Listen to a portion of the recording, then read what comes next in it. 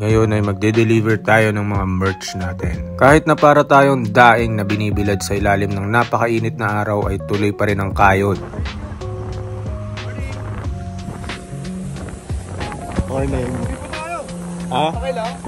Ano? Mga trabaho sa likod, hindi po tayo. Ano? Groupie. Ah, picture. Yeah. Yun pala tawag doon, no? Groupie. Parang selfie pero grupo.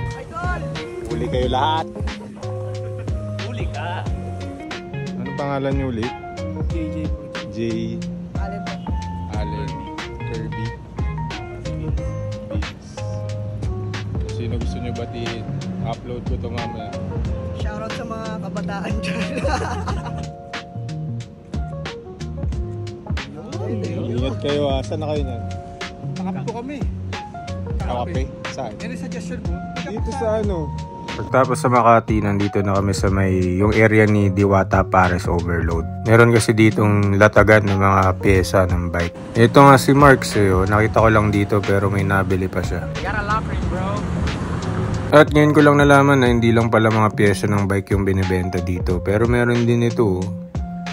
Tapos noon, umalis na ako, dito na ako nagpunta sa delivery ko sa MOA.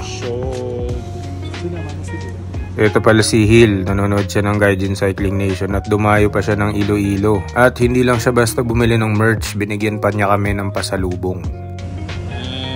Thank you. At bago ako umuwi, may nakasalubong tayo si Kevin. Bumili siya on the spot, nakita ko lang siya sa kalsada. Kaya para doon sa mga interesado, meron kaming binibentang merch na Gaijin Cycling Cap at itong mga Gaijin Cycling na patch. Lahat ng kikitain namin dito ay gagamitin natin panggawa ng Season 3. At para mapaganda natin tong pangit na bike,